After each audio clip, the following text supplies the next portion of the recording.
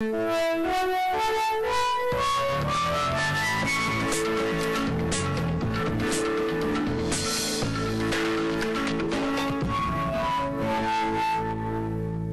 consumidor brasileiro tomou consciência que tinha o direito de reclamar há pouco mais de 20 anos, quando foi criado o Código de Defesa do Consumidor, o CDC. Antes disso, era comum ele ter que amargar prejuízos em alguma compra errada, ou até ouvir desaforos do tipo, reclama com o Papa. Hoje a situação mudou. A legislação protege amplamente o consumidor. Por isso, o Fórum coloca em debate o setor de call center no Brasil. Para falar sobre o assunto, estamos recebendo Paulo Roque, advogado especialista em direito do consumidor, e Laudeci Pereira Martins, gerente de gestão dos canais de teleserviço da Caixa Econômica Federal. Gostaria de agradecer a presença dos dois e antes de iniciarmos o nosso debate, gostaria de trazer uma reportagem produzida pela TV Justiça. Acompanhe. O Brasil é um dos principais polos de prestação de serviços por telefone do mundo, de acordo com a Associação Brasileira de Teleserviços. Emprega aproximadamente 1.200.000 pessoas. O principal setor contratante de call center é o de serviços financeiros, seguido pelos de varejo e de telecomunicações. Cerca de 65% das centrais de atendimento estão no eixo Rio de Janeiro-São Paulo. Na região sul, ficam 5%. No Nordeste, principalmente o estado de Pernambuco, começa a ganhar destaque. As mulheres representam 80% do quadro de pessoal. 45% delas têm entre 18 e 24 anos. E 75% do total de atendentes tem segundo grau e o restante nível superior. Bom, vamos dar início então ao nosso debate, entender um pouco mais sobre esse mundo do call center, nem sempre muito bem visto pelos consumidores. Essa é uma visão errada. O consumidor deveria ver com outros olhos esse serviço que é prestado pelos call centers? É verdade, William. Na verdade, o que há, eu diria, não é uma visão errada. É uma forma das pessoas encararem, né? Isso que alguns entendem como sendo uma invasão da privacidade dela, que nós achamos que ela não é a forma mais adequada, né? Eu acho que as pessoas, quando recebem uma ligação de call center, na verdade elas estão ali tendo a oportunidade de receber uma oferta, de conhecer algo a mais, né, sobre o relacionamento que ela tem, na maioria das vezes, com uma empresa da qual ela já é cliente. Nós, da Caixa Econômica Federal, só entramos em contato, né, para fazer alguma oferta de produto ou serviço para aquelas pessoas que já são nossos clientes, né? E então poder ofertar e oferecer algo, uma novidade, alguma coisa que ela com certeza vai gostar de conhecer e, se tiver interesse, então, adquirir. E devemos ter mudança com o passar do tempo, quando as empresas começarem a se adaptar às regras, que não são tão novas assim, já tem 3 anos, que regem esse mercado, não é, professor? Olha, William, na verdade, o que acontece hoje com relação ao mercado sobretudo alavancado pelos teleserviços, os call centers, o capitalismo vive do consumidor. Sem consumo não há capitalismo. Você precisa do consumidor. Agora, o que o código estabelece de uma forma é buscar o equilíbrio entre o interesse do fornecedor e do consumidor. Então, não é o fato do capitalismo precisar do consumidor e precisar que ele compre, que ele adquire produtos e serviços, que isso vai ser feito de qualquer maneira. Há limites. Um desses limites é o direito à intimidade deste consumidor. Então, o consumidor não pode ser importunado a qualquer momento, a qualquer hora do dia, recebendo telefonemas, visando a aquisição de determinado produto ou serviço. Na União Europeia, inclusive, isso está melhor regulamentado que aqui no Brasil. Lá na União Europeia, o consumidor tem o chamado direito ao esquecimento. O que é o direito ao esquecimento? Se ele não quer ser incomodado por um fornecedor que utiliza do serviço de call center para oferecer produtos e serviços, no momento que ele faz um cadastro, ele pode dizer, quer receber mensagens via telefone, via SMS, de produtos e serviços de fornecedor, ele diz não. Então aquilo já vai para o sistema geral e esse consumidor não recebe mais. Mas nós já importamos essa prática, não é? Em alguns estados, pelo menos, do país.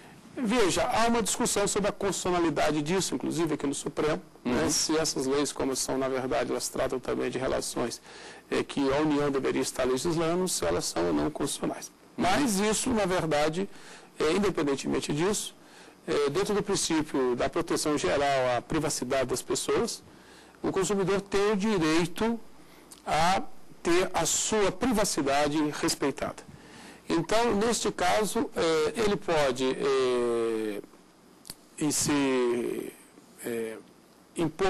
impor e evitar as mensagens via celular, os SMS, pode evitar as mensagens via e-mail, né, os chamados spams, as chamadas mensagens indesejadas, e também tem as chamadas mensagens indesejadas vindas dos call centers. Então, qual que é a conclusão que podemos chegar hoje? O consumidor que quer receber mensagens, tem aquele consumidor que acha que isso é interessante, é um direito dele, está dentro da liberdade dele, ele pode dizer sim. Agora, quando ele diz não, deve ser respeitado. O problema é que hoje no Brasil você não tem um canal para esse consumidor dizer não. Então, às vezes, ele tem que ir à justiça. Já houve casos de consumidor importunado por essas mensagens, ter que ir à justiça e pedir, inclusive, indenização por danos morais, em face do exagero por parte do fornecedor. É o direito do fornecedor procurar vender e colocar no mercado seus produtos e serviços? Não se discute isso. Mas isso tem que ser feito dentro de determinados limites. E o limite, claro, aí é o direito à privacidade do consumidor. Agora, não, a empresa pode se antecipar, e mesmo que não seja obrigada a fazer isso, ela pode respeitar esse espaço do consumidor, que é uma coisa que até facilitará a sua boa imagem junto ao público, não é? Exatamente, William. Na verdade, eu acho que ela não só pode, como deve. Eu concordo perfeitamente com o Dr. Paulo, em que eu acho que a qualquer momento o consumidor ele pode ter o direito de registrar e de manifestar a sua vontade de não mais receber ligações ou outras formas de contato por parte de qualquer empresa. 5 anos antes do início dessas legislações de não ligado, né, que foram sendo elaboradas aí em alguns estados, a mais famosa acho que foi quando o estado de São Paulo, né, editou a sua lei, mas há 5 anos antes nós já tínhamos essa prática.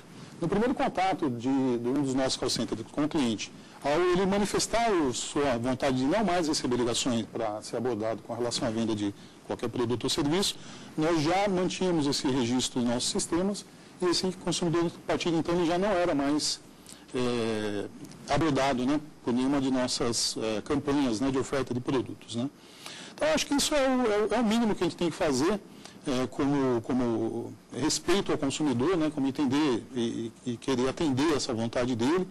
Assim, nós já procedemos, né, para nós, essas legislações que têm entrado, elas vieram, na verdade, tornar mais específica essa nossa prática que já existia, e nós temos a preocupação até que isso tudo seja resolvido no âmbito necessário, se for no Supremo decidido que é para se manter ou de alguma forma ser diferente, nós vamos continuar mantendo esses registros e respeitando essa vontade do consumidor. É difícil atender na íntegra tudo que manda a legislação. Por que tantas empresas ainda insistem em não obedecer?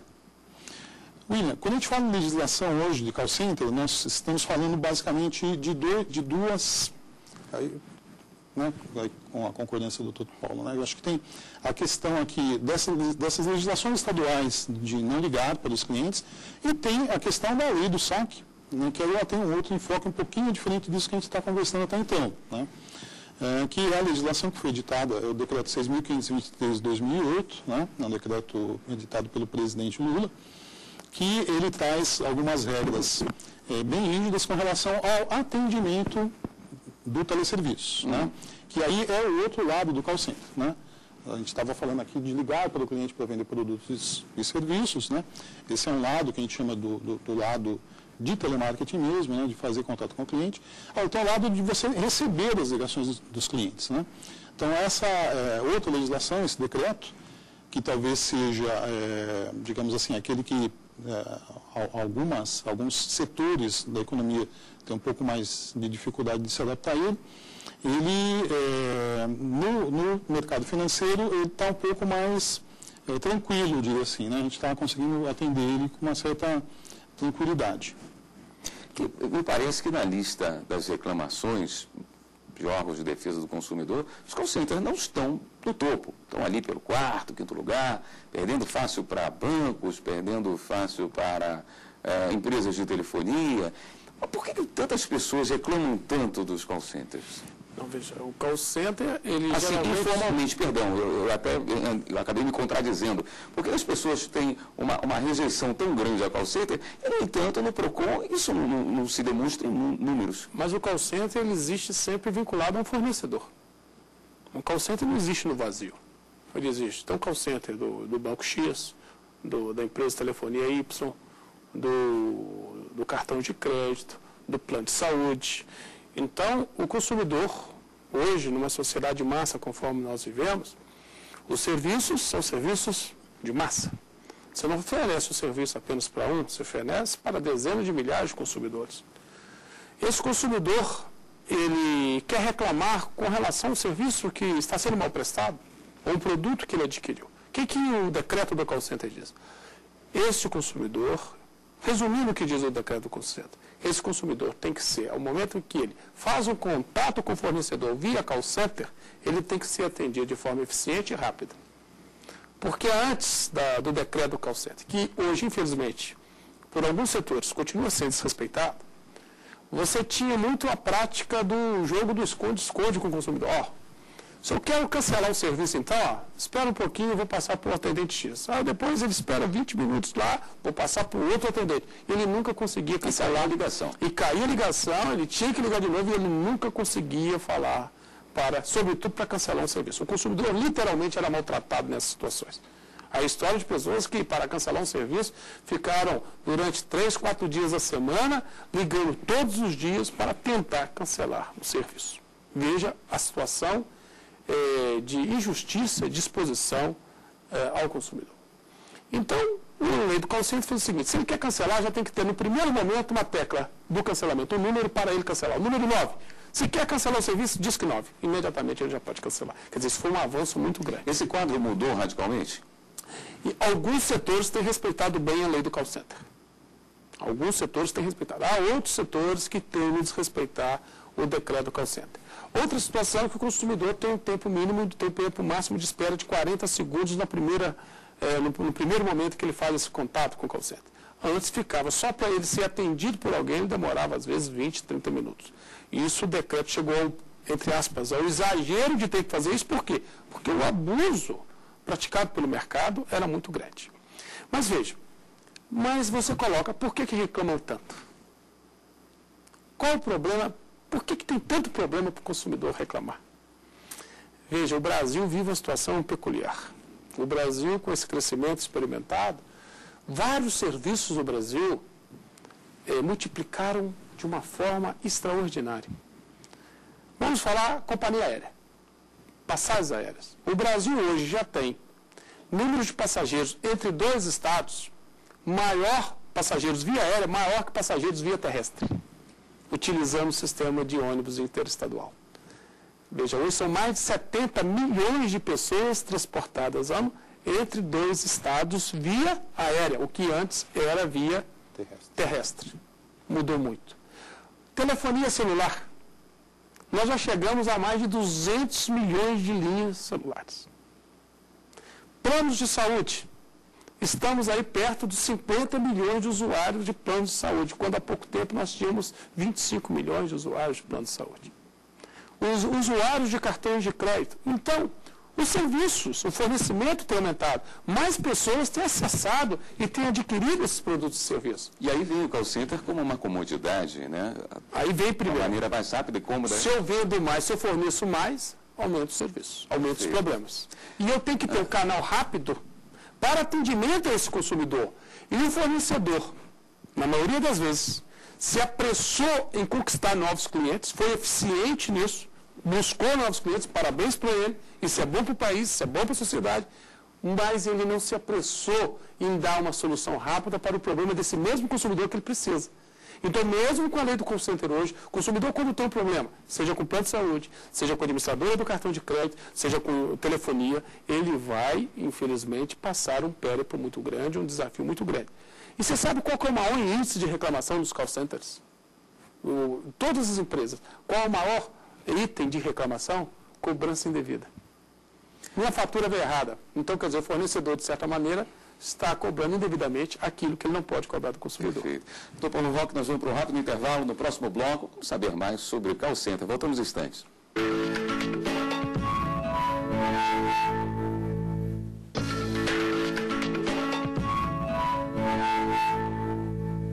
Estamos de volta, hoje debatendo o call center. Participam conosco o Paulo Roque, advogado especialista no direito do consumidor, Laudeci Pereira Martins, gerente da Caixa Econômica Federal. Eu gostaria de fazer uma pergunta aos senhores. No momento que se investe tanto em internet, vale a pena ainda se pensar tanto em melhorar o atendimento através do telefone? A internet não deve vir, em pouco tempo, a diminuir muito essa demanda? William, acho que a gente pode pegar um dado aqui que o doutor Paulo passou para ilustrar a importância que ainda existe, né, com relação aos call centers no país. A telefonia celular, hoje, nós já temos praticamente mais de uma linha por habitante, né? Então, quer dizer, todo mundo hoje tem acesso ao telefone, mas, infelizmente, nem todos ainda têm acesso à internet, né? Então, eu diria que a forma hoje mais prática, mais rápida de qualquer pessoa, qualquer consumidor entrar em contato com a empresa da qual ele é cliente, é o telefone, né? Passar um dado bem ilustrativo com relação a isso, há 4 anos atrás, atendíamos por dia cerca de 75 mil ligações nos nossos call centers, né? Hoje nós atendemos normalmente 350 mil ligações, né? É claro que isso teve aí um grande reflexo da entrada da legislação, onde a Caixa fez um investimento muito forte com relação às estruturas dos nossos call centers, né? Nós praticamente dobramos a quantidade de posições de atendimento, mas nós multiplicamos muito mais que isso a nossa quantidade de ligações atendidas. Nós tivemos que aprimorar nossos processos, né? Nós conseguimos fazer uma série de gestões nos nossos processos, de forma a poder conseguir atender cada vez mais clientes, né? A internet é, sem dúvida, um canal de relacionamento muito promissor no futuro, à medida em que ela crescer com relação à disponibilidade e acessibilidade, né? Mas hoje ainda eu diria que o telefone é, sim, um meio muito importante de comunicação do cliente com as suas empresas. Esses operadores do telemarketing, do call center, eles estão preparados, na sua grande maioria, para atender bem o consumidor? Essa é uma crítica que as entidades de defesa do consumidor fazem a maioria dos call centers, que eles colocam, não raro, pessoas sem um preparo adequado para lidar com os problemas do consumidor. Então, criam uma situação de estresse com esse consumidor, e o consumidor vê-se decepcionado, frustrado, porque ele recorreu ao call center e não conseguiu resolver o seu problema. Agora, o call center, ele vai continuar apresentando problemas. Porque nem sempre eu vou conseguir resolver o meu problema via call center. Se eu conseguir, ótimo, mas se eu não conseguir, eu tenho outras vias. Quais as vias que eu tenho? Primeiramente, é importante que toda instituição séria que lide com público de massa, com consumo de massa, ela tem que ter uma boa ouvidoria. A ouvidoria para quê? A ouvidoria para ver aquele serviço que o consumidor não está conseguindo ser atendido adequadamente. E ela não deve se limitar a ouvir a queixa do consumidor. Ela tem que procurar, dentro da instituição, tem que ter um canal rápido para dar solução àquela queixa do consumidor, àquela demanda do consumidor. O consumidor também pode estar errado, mas tem que dar uma resposta em tempo hábil. Não é razoável que o consumidor demore 30, 40 dias para ter uma resposta de uma ouvidoria, quando ele está precisando daquilo naquele momento. Mas, para além disso, os fornecedores modernos, que estão preocupados com sua imagem, o que eles fazem? Para além de dar um espaço ao consumidor para reclamar de forma rápida o seu problema e ter uma solução rápida, a ouvidoria, como ela está trabalhando dentro da instituição e está preocupada com a imagem do fornecedor, o que ela vê? O que ela faz? Vamos imaginar, tem 10 consumidores que ligaram hoje preocupados com o problema da cobrança indevida. A conta não está vindo detalhada de forma que eu entenda completamente. E está havendo erros nessa conta. Não vou solucionar o problema desses 10 consumidores. O certo é a ouvidoria, identificando a seriedade do problema, mudar o próprio, fazer gestões dentro do próprio fornecedor para mudar a sistemática de atendimento a este consumidor. Ah, mas foram só 10 que reclamaram. Foram 10, mas ela tem milhões de consumidores que estão vivendo problemas semelhantes. Então, ela tem que se antecipar ao consumidor e procurar dar a esse consumidor um tratamento de excelência naquele serviço, no fornecimento daquele produto ou serviço. Quer dizer, tem uma quantidade enorme de informação, e aí o passo seguinte é saber o que fazer com essa informação, né? É isso. Na verdade, a cada reclamação que nós recebemos, seja via nosso saque ou a nossa ouvidoria, ou as reclamações que são registradas nas nossas agências, são uma oportunidade que nós temos, né, de saber o que nós, eventualmente, ainda estamos errando e o que nós temos que fazer para corrigir, né? Nós costumamos dizer que a cada reclamação, na verdade, é quase que uma consultoria que o nosso cliente está nos dando de uma forma gratuita para a gente poder melhorar os nossos processos, né? É de uma riqueza muito grande o que a gente recolhe de insumos, né, com essas informações que vêm das reclamações. Das coisas mais simples às mais complexas, e quando a gente pode, então, ver, né, o quão rico, o quão experiente muitos dos nossos clientes são, né? E é claro, como a gente está no mercado em que a gente tem diversos outros bancos que são nossos concorrentes, a gente acaba recebendo dos nossos consumidores informações importantes também do que tem acontecido no mercado e daquilo que a gente pode fazer para poder aprimorar aquilo que a gente oferta para os nossos clientes. Pois não, professor. Mas, William, tem uma questão que o consumidor está com um problema. Ele não conseguiu resolver, ele está com problema com cartão de crédito, ele não conseguiu resolver esse problema. Ele vai no call center, ele não consegue resolver, embora atendido. Vai na ouvidoria e continua sem resolver o seu problema. E este consumidor, vamos imaginar que nessa mesma situação haja milhares de consumidores vivendo esse problema. A empresa já perto de perder esse consumidor e já perto de estar caminhando para o judiciário, né? Caminhando para o judiciário.